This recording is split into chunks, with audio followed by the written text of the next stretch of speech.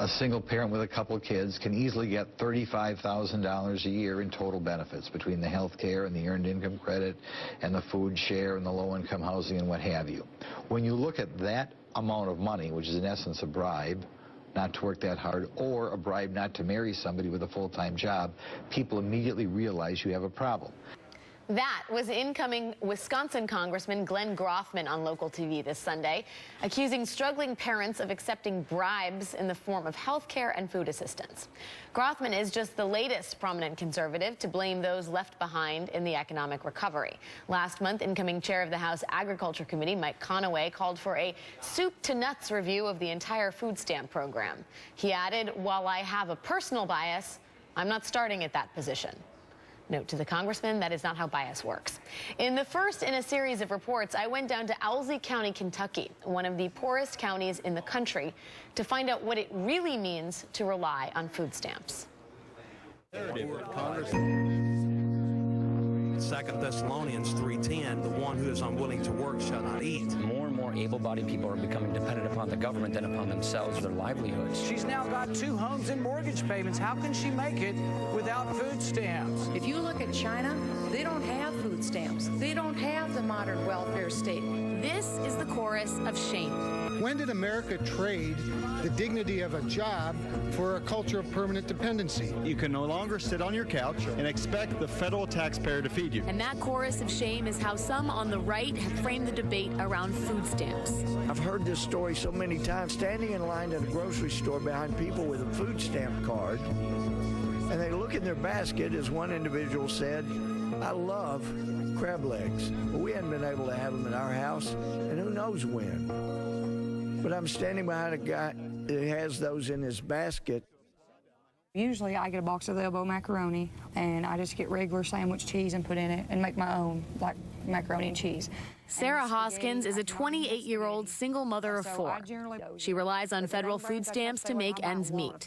For Sarah, there are no crab legs. There isn't even Kraft. But you wouldn't buy this. You wouldn't buy the Kraft macaroni and not cheese. the Kraft. You know, it's $1. For families like the Hoskins, even the basics are sometimes too much. And I know it's bad. I don't use vegetable oil. I use grease. I use tubs of lard. So I'll get a tub of lard. Is that cheaper? Yeah, really.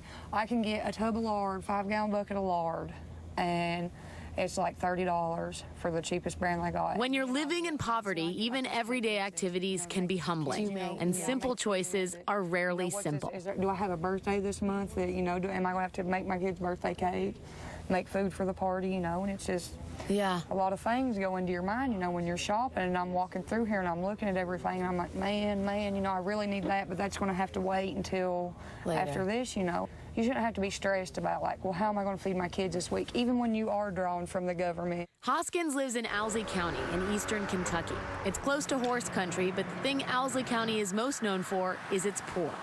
My 5-year-old asked me the other day, he said, "Mommy, are we poor?" Yeah. And I said, "Well, Bubby, you know, we're not poor. We're just, you know, we're having a rough time making it. We don't make as much as everybody else." In addition to federal food assistance to support her 4 kids, Hoskins receives money from KTAP, a program for low-income Kentucky residents with children.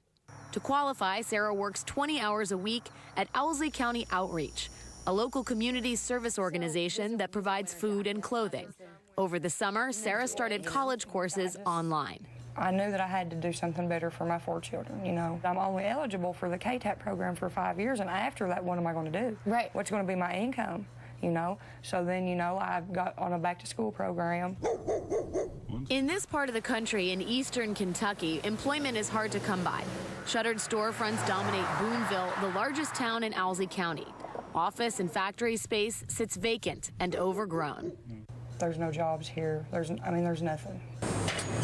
With the median income at $22,000, Owsley is one of the poorest counties in America.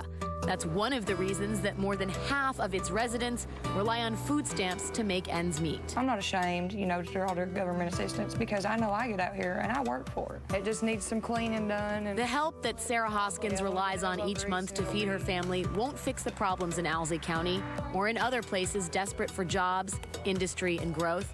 But for now, this help is one of the last things giving Sarah and her children a chance. You have 4 kids, right? When you think about what you want for them, I want them to realize, hey, I don't have to go through all that. I can get up, I can go, you know, I can be where mommy's at, you know, where she's ended, you know, I can start there, if that makes sense. You can be somebody coming out of a place like this when people are banging you downtown, you know, you can't do it.